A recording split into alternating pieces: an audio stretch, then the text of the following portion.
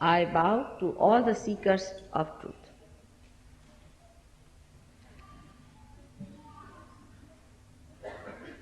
Today, in these modern times, we are face to face with lots of complicated problems, lots of shocks that are awaiting us. And then we look back to understand why have we failed? What has gone wrong with all of us? Whatever way the human beings have moved, in whatever direction they have tried to achieve something, the whole thing has recoiled on the whole humanity and has destroyed it. One must stop at this point and witness the reason, the basic reason what mistake we have committed. We talk of love, we talk of peace, world peace, but the peace is not in your hearts. Peace is not within. You are in a turmoil. And how can you bring forth peace all over? If the sea is full of waves which are in a turmoil, how do you expect the boat to be steady? The reason is we are not trying to find out what's wrong with us, but we are all the time trying to find out what's wrong with others. But who is the other? We are all part and parcel of one great world. God has not created many countries. He never knew about these things. He'll be surprised if he visits this world. He'll be surprised the way we have divided ourselves into countries, and from one country to another country you move like a criminal with a passport number. This idea of love is not love. This conception, the mental projection that we call love is not love at all. The love is something which is a power. A power that is looking after us. The power that is guiding us.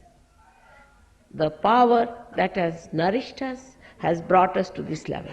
We in our ego, human beings, think that, oh, we have done this, we have done that. You have done nothing. You can't even create a blade of grass. You cannot.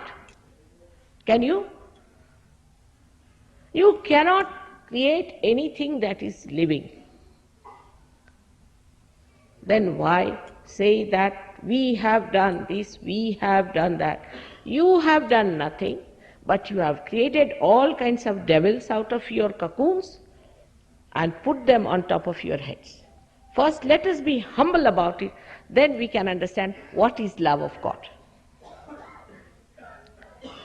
Love of God is a power. It's an all-pervading power. It's the subtle power which decides in all the elements, in all the molecules, in all the atoms. The vibrations that you see, say, in a sulfur dioxide, when you see the isometric movement of the atoms, then know it is the love of God which is working it out.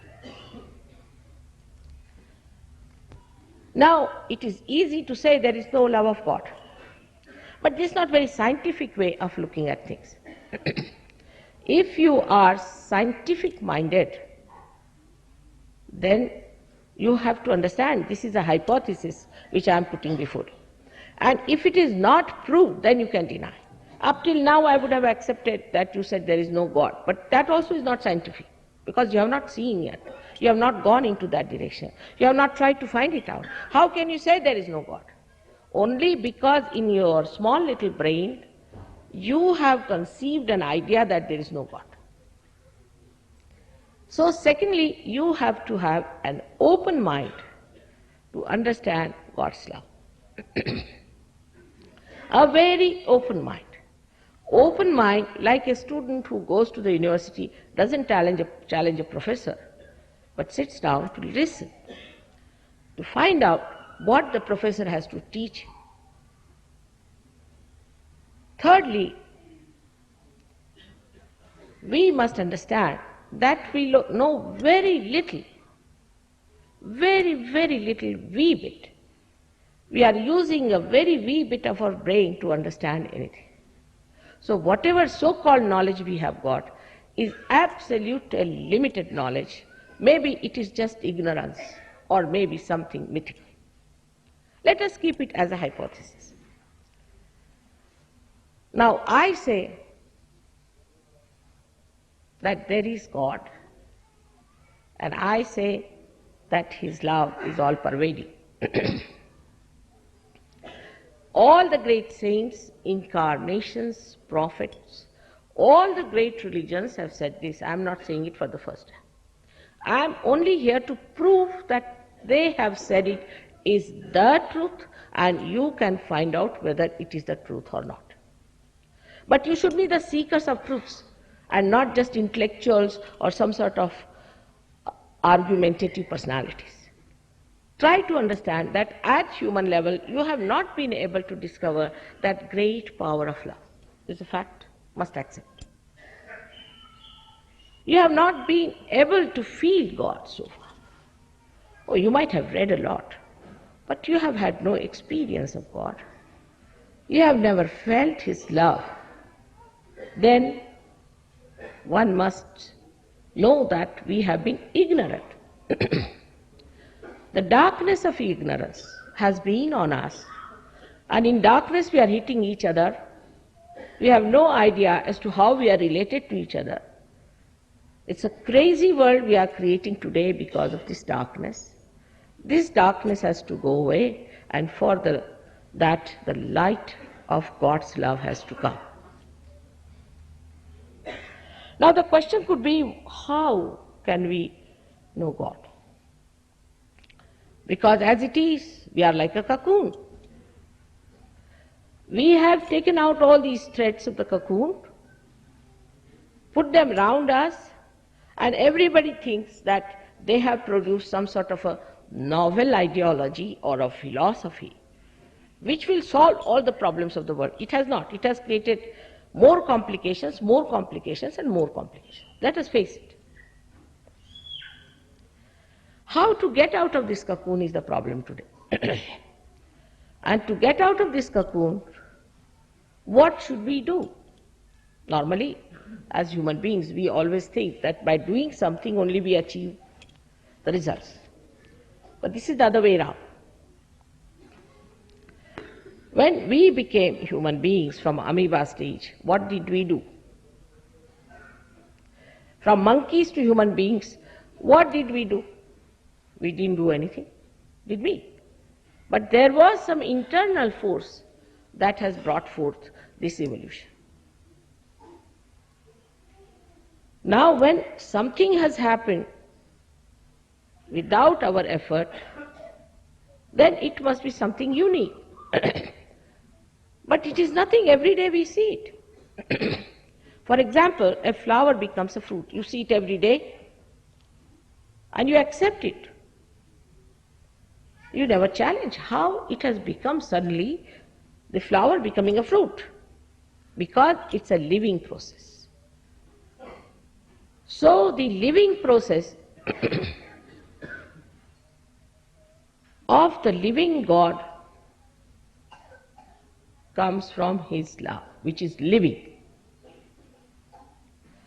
Dead gods I am not talking about, which we have made out of our own brains. But real God, the reality itself, which is not created by you, He has created us. When He has created us, we cannot put in effort to know Him. He has to put in effort for us to know Him. So he has put in all the efforts within yourself. Very beautiful. In the different stages of your evolution, he has developed within you a mechanism, a beautiful living mechanism, which has given you the stage up to which you have come as human beings, and also the possibility of becoming a higher being through that mechanism. Now, if you want to know through science, you cannot. By all human efforts, whatever you try is the knowledge of the tree. But if you have to have the knowledge of the roots, you have to become a subtler personality to get to it. Even to become that, God has made all beautiful arrangements within us. In the West, I would say, on the scientific field, Jung reached quite near it, but he made little mistakes because he didn't have a mother to tell him, perhaps. So he made a very big mistake by saying that the unconscious is below the subconscious mind, and then is the conscious mind. जिसे कि हम सुप्त चेतन कहते हैं, जो कि साक्षात कुंडलिनी है. This Kundalini, according to him, was placed under the layers of these minds. God is a great creator and a planner. Supposing you have to enter into an airport and there are piles of luggage, one after another, everything piled one after another like that, how will you reach? There has to be a path. So this argument of his has failed him completely. But actually it is not placed one on top of another, but on parallel sides. On the left hand side and the right hand side.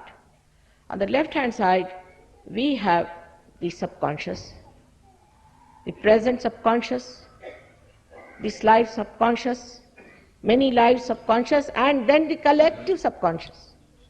On the right hand side, we have got supraconscious, the present one, this lives, then of many lives, and then last of all is the collective supraconscious. Now the supraconscious means the futuristic ideas of people. So we have two types of people already. One are which are left-sided, which live with their past. One which are right-sided, which live with the future. We can say in India, we are the people who live more with the past. We'll talk of Shivaji, but what about today? Can we produce someone like him? We talk of Nanaka. Can we produce anyone like him? We talk of Kabira. Can we produce anyone like him? With all this nonsense that is going on, can we produce even one like them? We cannot. So no use talking about them. Better see what you can do today, in the present. So in the present is the central path, which we call in the Sanskrit language as Mahalakshmis. This central path is the evolutionary path of human beings. And thus all the centers that are created within us are the different stages in which a human being has gone through.